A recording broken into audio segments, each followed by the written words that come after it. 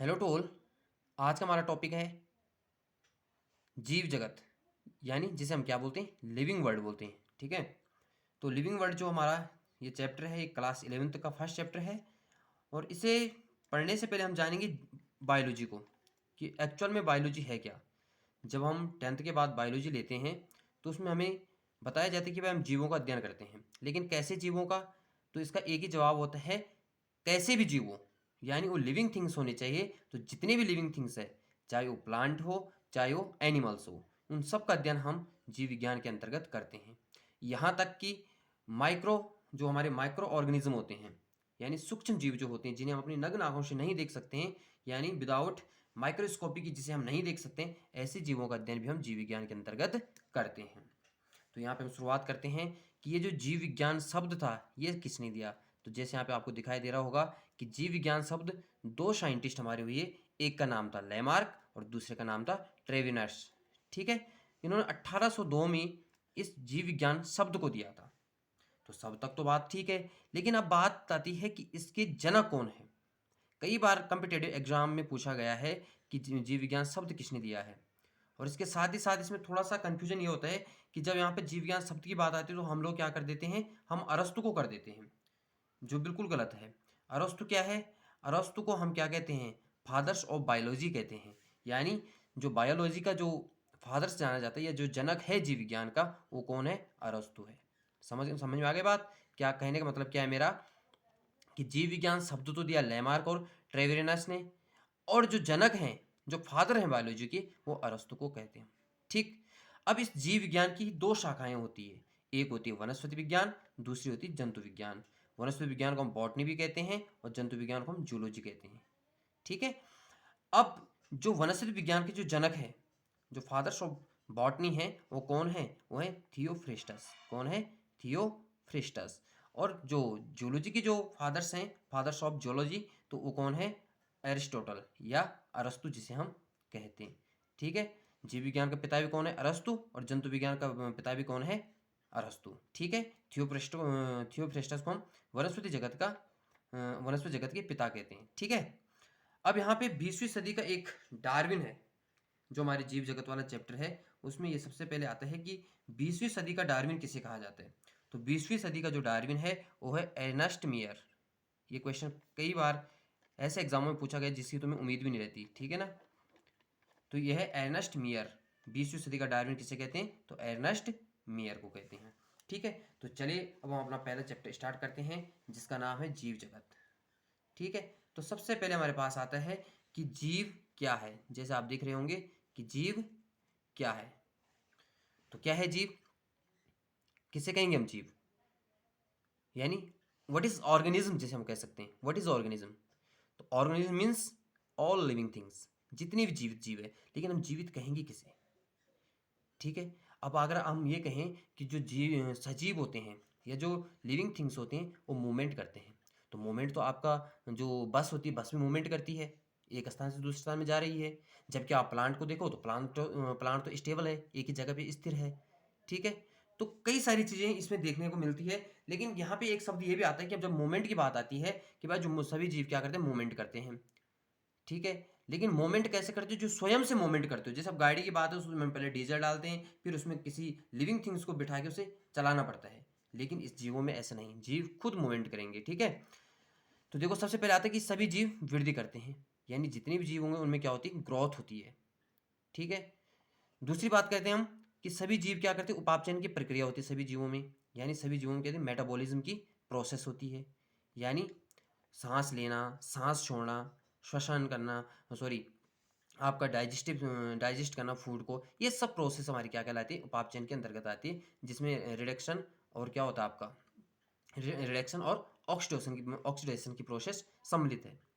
तीसरा आता है कि सभी जीव रसायनों से बने होते हैं। बिल्कुल रसायनों से बने होंगे, विभिन्न प्रकार के रसायनों से मिलकर बने होते हैं। हम मुख्यतः कहते हैं कि जो जीव होते हैं वो मुख्यतः तीन चार तत्वों से मिलकर बना हुआ है, जो मुख्य है अनिवार्य तत्व जिसे कहते हैं, जैसे CHON, कार्बन, हाइड्रोजन, नाइट्रोजन, इन सब चीज़ों कई सारे इसमें फैक्टर्स आते हैं।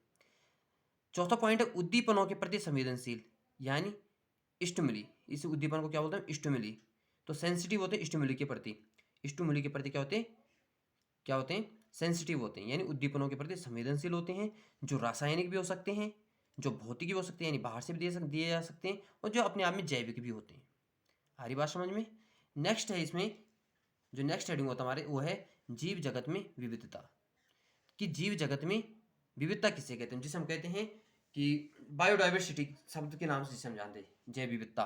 ठीक है, तो हमारे जो ये जीव जगत है, ये लिविंग जो वर्ल्ड है हमारा, इसमें क्या क्या डाइवर्सिटी हमको देखने को मिलती है। देखो, तो इसका क्या हो जाता है, हमारे आसपास जीवों की बहुत सी किस्में देखने को मिलती है। इसमें छोटे पौधे, वृक्ष, कीट, पक्षी, पालतू पशु सम्मिलित है। कुछ ऐसे भी जीव होते हैं जिन्हें हम अपनी नग्न आंखों से नहीं देख सकते हैं। इसी विविधता को हम क्या कहते हैं? जैव विविधता भी कहते हैं। बात समझ में आई? कहने का मतलब है कि इस संसार में, इस वर्ल्ड में बहुत सारे जीव हैं, अलग अलग प्रकार के जीव हैं, जो अलग अलग प्रकार की मूवमेंट जिसमें होता है, अलग अलग प्रकार की जो वास स्थानों में रहते हैं। बहुत सारे माउंटेन में रहते हैं, तो बहुत सारे डेजर्ट में रहते हैं। बहुत सारों का शरीर किसी अन्य प्रकार से बना हुआ है, किसी का शरीर कुछ और प्रकार, किसी में चार पाँव है, तो किसी में जो 8 पैर है।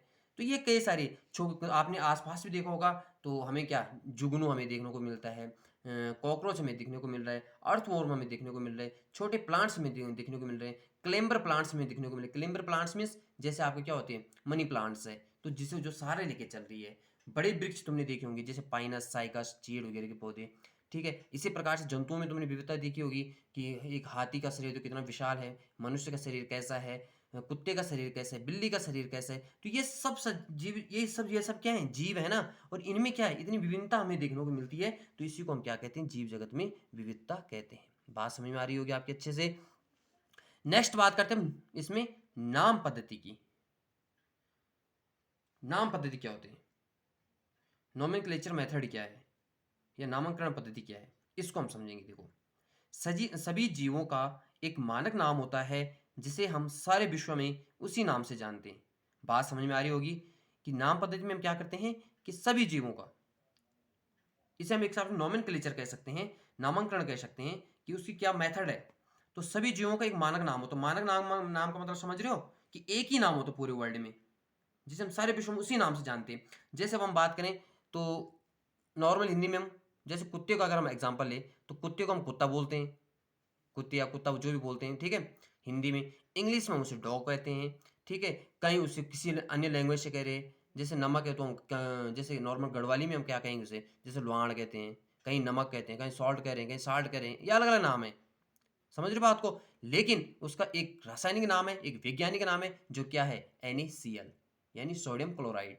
इसी प्रकार से बायो में भी हम बात करते हैं, तो प्रत्येक जीव का एक अलग अलग नाम होता है। जैसे अगर हम मनुष्य की बात करें, तो मनुष्य के नाम में एक वंश नाम होता है और एक जाति। तो मनुष्य का वैज्ञानिक नाम क्या है? होमो सेपियंस। क्या है?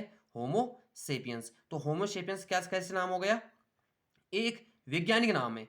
इसको हर पूरे वर्ल्ड में, तुम पूरे इस अर्थ के किसी भी कोने में जाओगे, तो इसका साइंटिफिक नेम होमो सेपियंस ही रहेगा, कुछ भी चेंज नहीं होगा। अदरवाइज हम मनुष्य को, कोई मनुष्य कह रहा है, कोई मानव कह रहा है, कोई ह्यूमन कह रहा है, वो अलग चीज़ है। ठीक है, तो ये बात तुम समझ चुके होंगे कि नाम पद्धति का मतलब है कि ऐसा ऐसा एक मानक नाम जिससे उसे पूरे विश्व में जाना जाए, उसे हम क्या कहते हैं? उसे हम नाम पद्धति कहते हैं। हमारी बात समझ में? नेक्स्ट चलते हैं हम इसमें। अब इन नोमेनक्लेचर के लिए अलग अलग बोर्ड की स्थापना की गई है। क्या की गई है? अलग अलग बोर्ड की स्थापना इसमें की गई है। तो सबसे पहले आता है आपका कौन सा बोर्ड? वो है ICBN, यानी जिसकी फुल फॉर्म क्या है? International code of botanical nomenclature. तो इस बोर्ड में क्या क्या कहा गया है कि ये जो बोर्ड है हमारा ICBN, तो यहाँ पे सिर्फ प्लांट्स का क्या किया जाता है? नोमेनक्लेचर किया जाता है, और प्लांट्स की स्टडी की जाती है ऑल ओवर वर्ल्ड की। ऑल ओवर वर्ल्ड के साइंटिस्ट जो भी किसी नाम को रखेंगे, तो इस ICBN बोर्ड निर्धारित करेगा कि भाई किसी प्लांट्स का नाम क्या होना चाहिए। अगर कोई साइंटिस्ट उसका नाम रख रहा है तो सही है या गलत है। नेक्स्ट आता हमारा ICZN।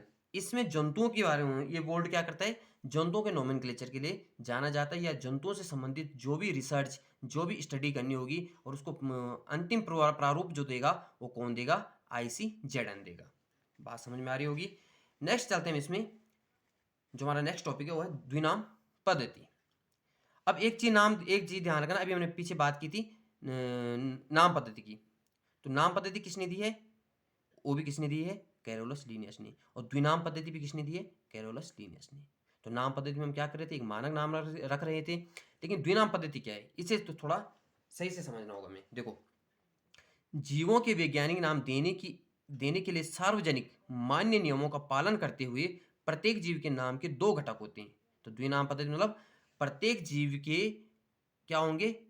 दो घटक होंगे, नाम के दो घटक होंगे, ठीक है। और वो दो घटक कैसे होंगे? जो सार्वजनिक मान्य मतलब सभी साइंटिस्ट उससे संतुष्ट होंगे। जहां जब ये बात रखी जाएगी तो सारे उससे संतुष्ट होंगे। तो उसी को कहा गया है जीवों के वैज्ञानिक नाम देने के लिए सार्वजनिक मान्य नियमों का पालन करते हुए। तो प्रत्येक जीव के दो घटक होंगे। एक होगा, दो घटक कौन कौन से होंगे? एक होगा वंश नाम, दूसरा होगा जाति पद। समझ गए? वंश नाम और जाति पद।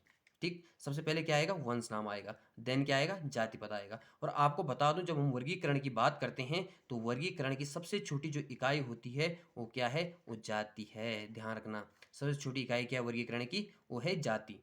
ठीक, अब जैसे हम एक एग्जांपल से इसे समझते द्विनाम पद्धति को। जैसे आम है, तो आम का साइंटिफिक नेम क्या है, यानी वैज्ञानिक नाम क्या है? Mangifera indica. क्या है? Mangifera indica. तो इसमें जो मैंजीफेरा है वो वंश नाम है और इंडिका क्या है? इसमें जाति पद है। ठीक हो गए ना द्विनाम पद्धति से ये। अब आप देख रहे होंगे मैंने इसे थोड़ा सा तिरछे अक्षरों में भी लिखा और अंडरलाइन भी किया हुआ है। अब इसका भी रीजन है, ये हम आगे देखेंगे। अब आगे आगे हम क्या पढ़ते हैं, देखो, नाम पद्धति के नियम। नाम पद्धति के क्या क्या नियम है इसे हम समझेंगे। देखिए, जब हम नाम पद्धति किसी भी जीव का नाम रखते हैं तो उसमें कुछ चीज़ों का ध्यान रखना होता है जो बहुत ही इंपॉर्टेंट होता है। तो कभी पूछा जाए आपको कि नाम पद्धति के लिए क्या क्या नियम है, तो सबसे पहले जो नियम है वो है जैविक नाम जो होंगे, जैविक यानी वैज्ञानिक नाम जिसे हम कह रहे हैं। तो जीवों का जो नाम होगा, जैविक नाम यानी जीवों का जो नाम होगा या वैज्ञानिक नाम जो हम रखेंगे, तो कैसा होना चाहिए? वो प्राय लैटिन भाषा में होते हैं। ध्यान रखना, क्योंकि इसका उद्भव लैटिन भाषा से ही हुआ है। तो हमेशा जैविक नाम जो होगा वो प्राय लैटिन भाषा में होते हैं। फिर दूसरी बात क्या कर रही है कि जो पहला नाम होगा नाम पद्धति में वो वंश तथा दूसरा जो पद होगा वो जाति का होता है, जैसे ऊपर मैंने बताया आपको एग्जाम्पल से। तीसरी जो मुख्य बात है, जैविक नाम को अलग अलग, समझो, अलग अलग मतलब वंश को अलग और जाति को अलग लिखते हैं और तिरछे अक्षरों में लिखते हैं। ठीक, और तिरछे अक्षरों के साथ साथ उसे क्या करते हैं? रेखांकन करने हैं। रेखांकन यानी अंडरलाइन कर देते हैं मुझसे। क्यों करते हैं? क्योंकि ये दर्शाता है कि ये इसकी लैटिन भाषा को दर्शाता है। ये सब चीज़ें, तिरछा लिखना, रेखांकन करना, अलग अलग लिखना, ये सब इसके लैटिन भाषा को क्या करते हैं? दर्शाते हैं। अब देखिए, अलग अलग जब हम लिखेंगे तो इसमें पहला जो अक्षर होगा वो क्या होगा? बड़ा होगा, यानी कैपिटल लेटर में होगा। अगर हम इंग्लिश में लिखेंगे तो पहला अक्षर क्या होगा? कैपिटल लेटर में होगा और दूसरा जो अक्षर होगा वो स्मॉल लेटर में होगा। समझ रहे? पहला मीन्स जो वंश नाम का जो फर्स्ट होगा, जैसे ये फर्स्ट जो अक्षर है वो कैसा है? वो मैंने कैपिटल में लिखा हुआ है। लेकिन जो दूसरा मैंने इंडिका लिखा वो आई मैंने सॉरी, ये एम मैंने कैपिटल में लिखा और आई मैंने स्मॉल लेटर में लिखा हुआ है। तो इस प्रकार से इसे भी ध्यान आपको रखना है। नोट, ये चीज़ ध्यान रखना कि जैविक नाम के अंत में लेखक का नाम संक्षेप में लिखा जाता है। अब जैसे जैसे क्या था, जैसे मैंने यहाँ पे भले मैंने लिखा नहीं है, जरूरी नहीं है वैसे लिखना, लेकिन अगर लिखते हो, अगर जैविक नाम के अंत में अगर आप किसी लेखक का नाम लिखते हो तो कैसे लिखना है? जैसे मैंजीफेरा इंडिका, तो इसके लेखक कौन है या इसके डिस्कवर्ड कौन है? तो इसके डिस्कवर्ड कौन है? लीनियस है। तो हम मैंजीफेरा इंडिका यहाँ पे क्या लिख देंगे? लिन कर देंगे। क्या कर देंगे? लिन। शॉर्ट में लिखेंगे, लीनियस नहीं लिखेंगे, सिर्फ लिन लिखेंगे। तो यहाँ तक बात समझ में आ गई आपकी? द्विनाम पद्धति समझ गए कि कैसे किसे हम द्विनाम पद्धति कहते हैं और क्या इसके नियम है। नेक्स्ट आता हमारा वर्गीकरण। क्या आते हैं? वर्गीकरण। अब क्लासिफिकेशन किसे कहेंगे, ये भी थोड़ा समझने वाली बात है कि क्लासिफिकेशन हम किसे कहेंगे। तो ध्यान दो, वह प्रक्रिया जिसमें दृश्य गुणों के आधार पर, दृश्य गुणों के आधार पर मतलब एक ऐसी प्रोसेस जिसमें हम किसी चीज को देखते हैं, उसके आकार संरचना को देख रहे हैं, ठीक है, आधार पर जीवों को वर्गीकृत किया जाता है। हमने देखा भाई कोई एक समान जीव है तो उसे किसी एक वर्ग में रख दिया, किसी एक क्लास में रख दिया। फिर हमने देखा भाई ये एक जैसे, जैसे कुत्ता बिल्ली देख रहा मैंने, यार ठीक है ये एक जैसे दिख रहे हैं लगभग लगभग, तो क्या करते हैं एक जगह रख देते हैं। इस प्रकार से क्लासिफिकेशन को हम क्या कहते हैं? इस प्रकार अलग अलग करने को हम क्या कहते हैं? वर्गीकरण कहते हैं या क्लासिफिकेशन कहते हैं। ठीक है, अब एक शब्द होता है हमारा टैक्सा। टैक्सा क्या होता है? अगर मैं तुम्हें ये कहूं कि आम, तो तुम्हारे दिमाग में तुरंत क्या आ जाएगा? आम का चित्र बन जाएगा। मैंने कहा कुत्ता, तो तुम्हारे दिमाग से कुत्ते का चित्र बन जाएगा। तुम्हारी स्मृति में यानी मेमोरी में वो चीज़ आ जाएगी। हाँ भाई, कुत्ते कुत्ते की 4 पाँव है, एक पूँछ है, इस प्रकार से। मैंने कहा आम आम आम पीला भी होता है, हरा भी होता है। मैंने कहा कि कॉकरोच, तुरंत कॉकरोच की पिक्चर तुम्हारे दिमाग में आ जाती है। आती है कि नहीं आती है? बिल्कुल आती होगी। तो वो सब क्या है? वो अपने आप में एक टैक्सा है। क्या अपने आप में? टैक्सा है। समझ रहे हो? तो इसे इस प्रकार से लिख सकते हो आप, जीवों को पढ़ने व बोलने लिखने में हम जिन शब्दों का प्रयोग करते हैं, जैसे कुत्ता, बिल्ली, मनुष्य आदि, तो उसे हम क्या कह रहे हैं? टैक्सा कह रहे हैं। हमने कहा गेहूं, चावल, या हमने कहा चीड़ का पेड़, तो जो चीज़ हमने देख रखी है, और अगर उसका वो शब्द को हम यूज़ करते हैं तो तुरंत हमारे दिमाग में उसकी स्मृति आ जाती है। ठीक है ना? तो उसी को हम क्या कह रहे हैं? टैक्सा कह रहे हैं। तो मतलब किसी भी जीवों को पढ़ने और बोलने लिखने के हम जिन शब्दों का प्रयोग करते हैं उसको हम क्या कहते हैं? टैक्सा कहते हैं। समझ गए ना? तो यहाँ तक भी क्लियर हो गया होगा।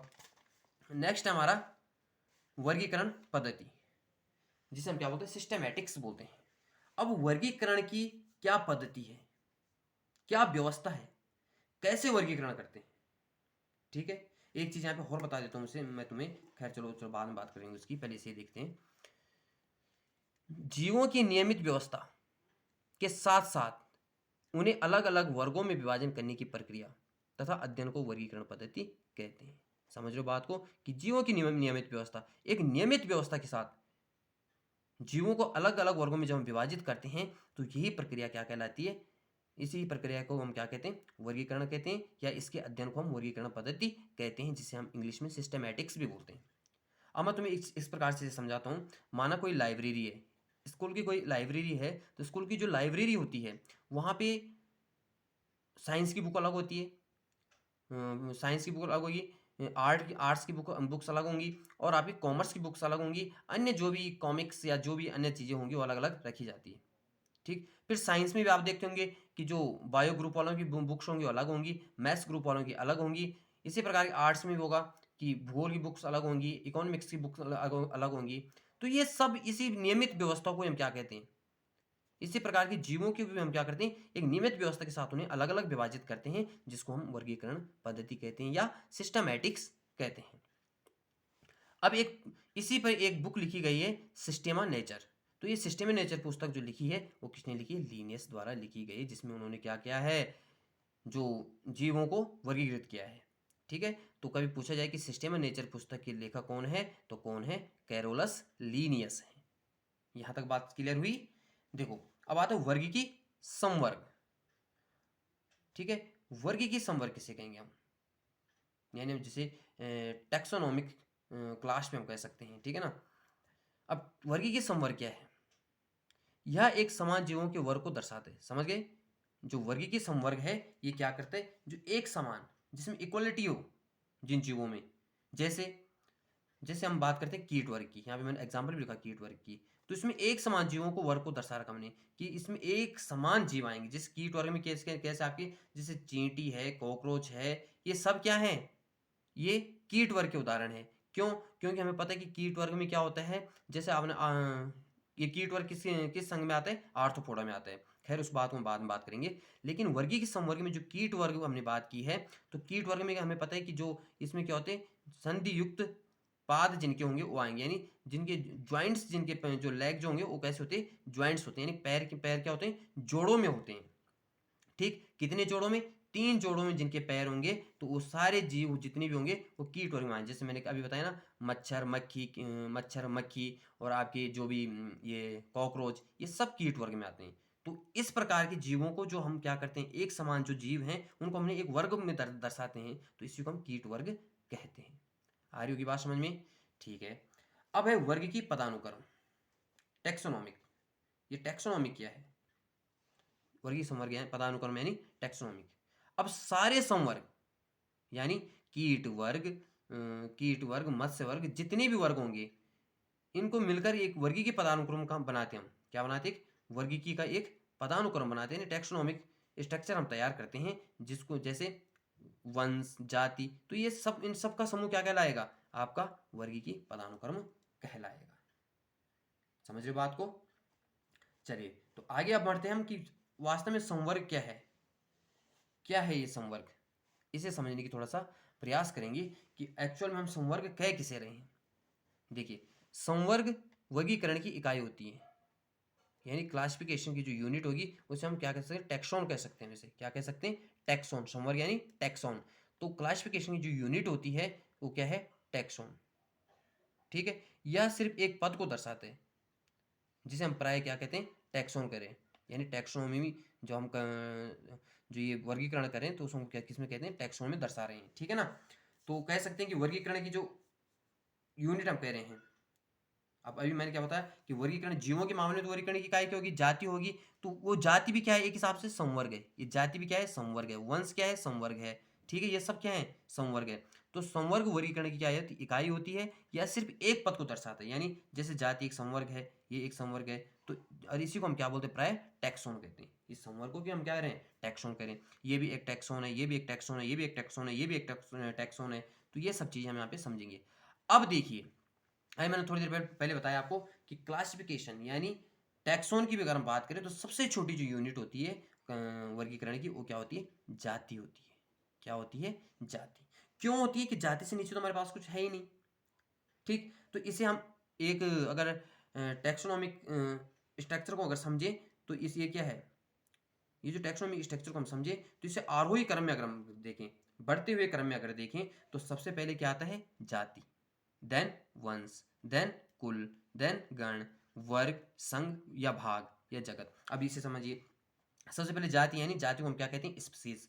उसके बाद वंश आ रहा है जिसको हम क्या करें, जीनस। कुल को हम फैमिली बोलते हैं, गण को हम ऑर्डर बोलते हैं, और वर्ग को क्लास बोलते हैं। यहाँ पे एक चीज बात ध्यान रखना कि अगर प्लांट्स की बात की जा रही हो, किसी प्लांट्स की जाति से अगर हम ऊपर बढ़ रहे हो, तो उसके बाद फाइलम नहीं आएगा, बल्कि क्या आएगा, भाग आएगा। यानी प्लांट के मामले में हम कभी फाइलम नहीं कहेंगे, प्लांट का हमेशा क्या होता है, डिवीजन होता है, भाग होता है।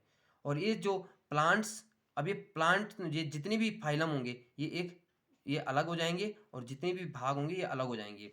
तो इन सबका जो एक यानी प्लांट और एनिमल्स को मिलकर जो बनता है उसे हम जगत कहते हैं। ठीक है, आपने सुना भी होगा, पादप जगत, जंतु जगत, प्लांट किंगडम, एनिमल किंगडम। ठीक है, अब ये इन्हें थोड़ा एक्सप्लेन करेंगे हम किस प्रकार से समझिए। तो पहले शॉर्ट में इसे समझिए, जाति, इसमें एक समान जीवों को रखा जाता है, जैसे मनुष्य। तो मनुष्य अतिरिक्त इसमें कोई अन्य जाति नहीं होगी, तो मनुष्य की जाति क्या है, सेपियंस। होमो क्या है उसका, वंश। ठीक है, तो स्पीसीज क्या आ जाएगी इसमें, इसमें एक समान समानता दी जाएगी, इसमें कोई भिन्नता नहीं देखी जाती है। तो इन जातियों का समूह मिलकर क्या बनाता है, वंश। इसमें थोड़ा सा भिन्नता आपको दिखने को मिलेगी। वंश का जो ग्रुप मिलेगा, कई सारे एक समान जो मिलते जुलते जो वंश होंगे, ये मिलके कुल बनाएंगे। इसमें थोड़ी समानता और कम हो जाएगी। फिर मिलते जुलते जो कुल होंगे, वो क्या बनाएंगे, गण बनाएंगे, यानी ऑर्डर बनाएंगे। तो इनमें भी थोड़ा समानता और कम होती रहेगी, मतलब कम कम होती रहेगी जैसे ऊपर बढ़ेंगे। और उसके बाद एक समान गण मिलके क्या बनाएंगे, वर्ग बनाएंगे, और एक समान वर्ग मिलके क्या बनाएंगे, फाइलम या फिर डिवीजन बनाएंगे। मैंने भी कहा कि एनिमल के मामले में फाइलम बनाएंगे, और जो प्लांट्स के मामले में क्या बनाएंगे, डिवीजन बनाएंगे। और ये सब मिलके क्या बनाएगा, आपका किंगडम बना देते हैं। प्लांट और एनिमल मिलके क्या बना देते हैं, किंगडम बना देते हैं। ठीक है, यहाँ तक बात समझ में आई। नेक्स्ट हम बात करते हैं इसमें, देखिए नेक्स्ट बात करते हैं हम किसकी। अब इसे एक एक करके कैसे समझे, देखो, जाति के वर्ग जिसमें मौलिक समानता होती है, जीवों के वर्ग जिसमें मौलिक समानता, जो मैंने अभी कहा कि इसमें एक समानता जाएगी, कि थोड़ा भी बहुत इसमें क्या होती है, विषम रूपता आपको देखने नहीं मिलेगी, तो उसको हम क्या कहते हैं, जाति।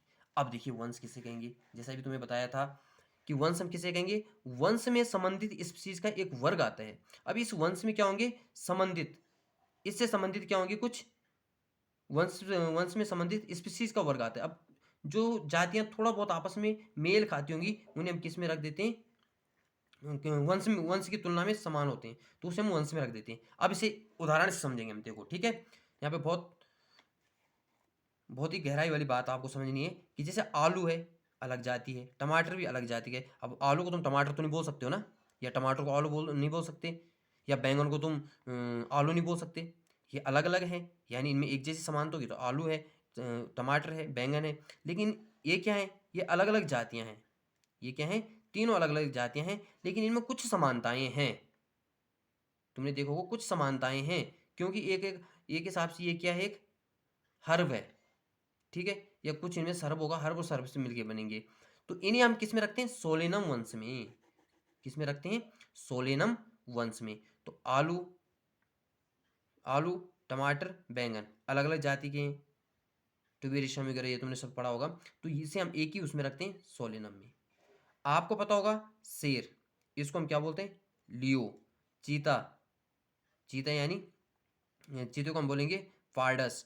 बाघ, टिग्रिस। ये तीन अलग अलग जातियां, लियो शेर की जाति है, पार्डस चीते की जाति है, और बाघ किसकी जाति है। वैसे जो टिग्रिस है उसे चीता और बाघ हम एक समान कहते हैं। अब चीतों की वैरायटी होती है जिसमें अलग अलग बाघों को अलग अलग उसमें रखा जाता है, ठीक है। तो ये तीनों किस वंश में रखा गया है, पैंथरा वंश में, जबकि इनकी जातियां क्या है, अलग अलग है। तीनों की जातियां क्या है इसमें, अलग अलग है। बात समझ में आ रही, ठीक है। नेक्स्ट हम बात करेंगे इसमें किसकी, तो इन ये समझ गए पैंथरा वंश में इन्हें रखा गया है, ठीक है। अब देखिए कुल क्या होते हैं, इस संवर्ग में संबंधित वंश आते हैं। अब इसमें क्या होते हैं, इससे संबंधित वंश आएंगे। अब वंश क्या है, जैसे हमारा सोलेनम पिटूनिया, इसमें अब एक जैसे वंश सोलेनम जो ये था ना तीनों की, अब इन वंश अब 3-4 वंश मिलेंगे और तब एक कुल बनाएंगे। जैसे सोलेनम अलग वंश है, पिटूनिका धतूरा ये अलग वंश है। ये दोनों वंश मिलकर क्या बना रहे हैं, अब एक कुल बना रहे हैं जिसका नाम क्या है, सोलेनेसी।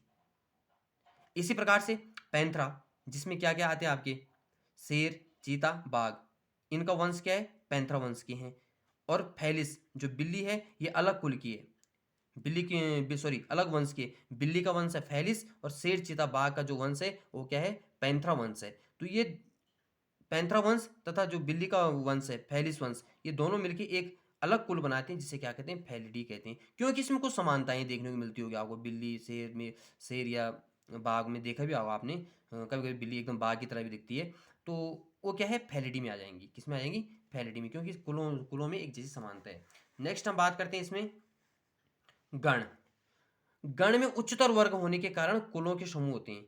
अब इसमें क्या होंगे, गण में क्या होंगे, यानी ऑर्डर में क्या होंगे, ऑर्डर में जो कुलों के समूह होंगे वो क्या कहलाएंगे, कुलों के समूह को हम गण कहेंगे। यानी फैमिली के जो ग्रुप ऑफ फैमिली मिलके क्या बनाएगी, गण बनाएगी, यानी ऑर्डर बनाएगी। तो इसमें देखिए जैसे कॉनवेल्यू विलेशी और सोलेनेसी, ये पादप के दो अलग अलग कुल हैं, लेकिन ये एक ही वो बनाते हैं, दो अलग अलग कुल हैं लेकिन सॉरी एक कुल को रखा है, गण, ये एक गण बनाते हैं, पोलीसोलिनियस, पोलीसोलिनियलस।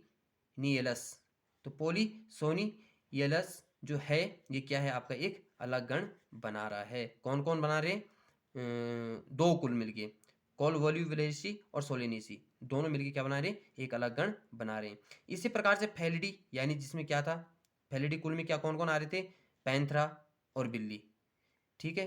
पैंथरा में कौन कौन से आ रहे थे, शेर, बाघ, चीता और आपकी क्या थी, बिल्ली, ठीक है।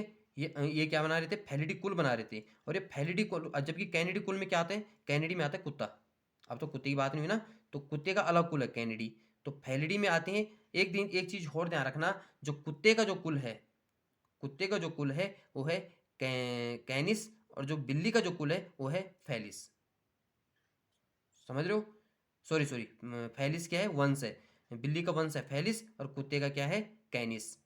और जो बिल्ली जो कुल बनाती है वो बनाती है, बिल्ली बनाएगी फैलिडी और कुत्ता बनाएगा कैनिडी, ठीक। तो फैलिडी कुल और कैनिडी कुल आपस में मिलकर क्या बनाएंगे, कार्निवोरा कहलाते हैं। आप समझ गए इसमें कितने सारे जीव आ गए इन दोनों कुलों में। फैलिडी में आपको पता है, फैलिडी कुल में कौन कौन आते हैं, सोलेनम सॉरी पैंथरा, पैंथरा में शेर, बाघ, चीता, फैलिस, बिल्ली, तो ये सब फैलिडी कुल के अंतर्गत आ गए। कैनिडी में आपके कुत्ते आ गए। तो इन सबको एक गण में रखा गया है जिसका नाम क्या है, कार्निवोरा। तो यहाँ पे गण भी आपकी समझ में आ गया होगा। नेक्स्ट हम बात करते हैं इसमें वर्ग की। किसकी बात करते हैं हम, वर्ग की अगर हम बात करें तो वर्ग कैसे समझेंगे, यानी क्लास। इस संवर्ग में संबंधित गण आते हैं। अब ये जो क्लास है, इस क्लास में इस मतलब जो जो ऑर्डर आपस में लगभग लगभग थोड़ा बहुत मिलते होंगे, उनका एक क्लास बनाई जाती है। जैसे प्राइमेटा में, तो प्राइमेटा वर्ग में प्राइमेटा जो गण है, इस प्राइमेटा गण में कौन कौन आते हैं, बंदर, गोरिल्ला, गिबॉन और कार्निवोरा। अब देखिए कार्निवोरा में क्या था आपको ऊपर, ये सब फैलिडी, यानी कुत्ता, बिल्ली, शेर, और कुत्ता, बिल्ली, शेर, चीता, बाघ, ये सब किस में आ गए, कार्निवोरा गण में आ गए। और प्राइमेटा में बंदर, गोरिल्ला, ये सब, गिबॉन, ये किस में आ गए, इस प्राइमेटा गण में आ गए। तो प्राइमेटा गण और कार्निवोरा गण ने क्या बना लिया, एक मैमेलिया बना दिया, जिसे हम स्तनधारी कहते हैं। समझ गए, स्तनधारी तो आप पढ़ते हो ना कि स्तनधारी यानी जो अपने बच्चों को दूध पिलाते हैं, उसे हम क्या कहते हैं, स्तनधारी कहते हैं। तो इतनी सारी, अब छोटी सी चीज़, हम जाति से बड़े थे मनुष्य से, और यहाँ पे हम मिलके कितने हो गए, ये सब इन्होंने एक वर्ग बना लिया। तो ये सब क्लासिफिकेशन किया गया कि ताकि हम जीवों का अध्ययन आसानी से कर सके। अंत में आता हमारा संघ या भाग। अब संघ या भाग क्या है? एक समान वर्गों से संबंधित जीवों का समूह जंतु के लिए संघ या पौधों के लिए भाग बनाते हैं। जैसे मैं पहले बता चुका हूं कि एक समान अगर वर्ग मिलेंगे तो जंतुओं के लिए तो क्या आएगा, संघ आएगा यानी फाइलम आएगा, और पौधों के लिए हम क्या कहेंगे, भाग कहेंगे। अब इस वर्ग को समझिए, एक समान वर्ग यानी एक समान क्लास का मतलब क्या होगा? जैसे मछली, उभयचर, सरीसृप, पक्षी, ये सब क्या है, ये स्तनधारी वर्ग हैं। लेकिन ये मिलके एक संघ बनाते हैं, वो क्या है, कोर्डेटा। यानी कोर्डेट हम किसे कहते हैं? जिसमें नोटोकॉट प्रेजेंट हो। ठीक है। इसी प्रकार पौधों में भी जब वर्ग एक समान लक्षण दिखाई देंगे तो हम उनसे क्या कहेंगे, भाग कहेंगे, यानी डिवीजन में देखते हैं उसे। ठीक है। तो इतनी बात आपकी समझ में आ गई होगी। अब हम बात करते हैं जगत की। लास्ट टॉपिक, लास्ट का हमारा जगत था ना, कि वर्ग के बाद, सॉरी, संघ के बाद जगत था। तो सभी पौधों को पादप या प्लांटी जगत में, तथा सभी जंतुओं को हम किसमें, या जंतुओं के संघों को हम जंतु या एनिमिलिया जगत में रखते हैं। यानी सभी संघ को हम एनिमिलिया में रखते हैं, और सभी पादपों को जो डिवीजन है, जो भाग है, उसे हम प्लांटी जगत में रख देते हैं। समझ में आ रही बात?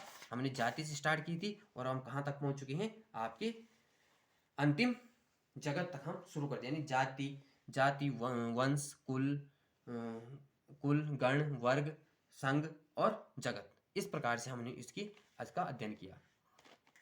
एक हमारा फिर इसके बाद आया था हमारा वर्गीय संवर्ग सहित कुछ जीव। अब कुछ जीवों की इसमें उदाहरण दे रखे, जैसे मानव। तो मानव का जैविक नाम क्या है? होमोसेपियंस, पहले बता चुका हूं मैं। किस वंश में आता है? होमो में। कुल क्या है इसका, मनुष्य का? होमोनिडी। कौन से गण में आते हैं? प्राइमेट, जिसमें बंदर, गिब्बन वगैरह थे। और वर्ग क्या है? मैमेलिया यानी स्तनधारी। और कौन सा संघ है? कोर्डेटा। ठीक। इसी प्रकार घरेलू मक्खियों को अगर हम समझे तो इसका घरेलू मक्खी, जिसे घर में मस्का भी बोलते हैं इसे, तो इसे इस प्रकार से याद रखना कि इसका घरेलू नाम क्या है? मस्का डोमेस्टिका, यानी घर में मस्का, और घर को बोलते हैं घरेलू यानी डोमेस्टिक। तो इसी प्रकार से इसे याद रखना कि मस्का डोमेस्टिका। वंश क्या है इसका? मस्का। और कुल क्या है इसकी? म्यूसिडी। और गण आता है डिप्टेस में। और वर्ग है इसका इंसेक्टा। और किस संघ में आता है? आर्थ्रोपोडा में। बात समझ रहे हो? ठीक है। नेक्स्ट है आम। आम को हम किस में रखते हैं? मैंजीफेरा इंडिका में। वंश क्या है इसका? मैंजीफेरा। कुल क्या है? एनाकर्डियेसी। एनाकर्डियेसी कुल में आता आम। ठीक है, याद रखना, एनाकर्डियेसी। और गण हो जाएगा इसका सेपिनडेलस। और क्या है ये? वर्ग क्या है इसका? डाइकोटिलिडीन बोलते हैं हम द्विबीजपत्री पत्री जो होंगे, पौधे होंगे, उनको डाइकोटिलिडीन में वर्ग में वो आ जाएंगे।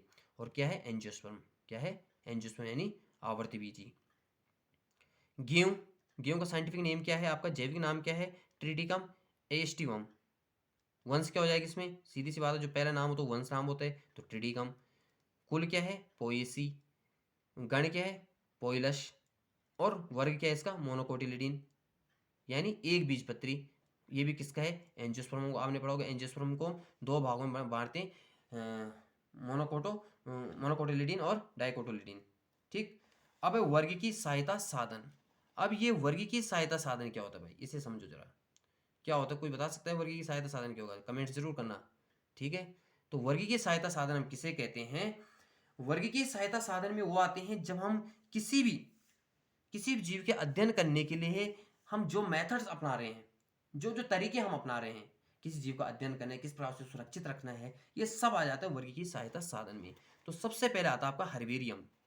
तो हर्बेरियम जो होता है हमारा, वो वनस्पति संग्रहालय में पौधों के एकत्र नमूनों को कागज की शीट पर सुखाकर, दबाकर परीक्षित करते हैं। यानी हर्बेरियम फाइल हम विद्यालयों में बनवाते हैं कि क्या करेंगे, हम एक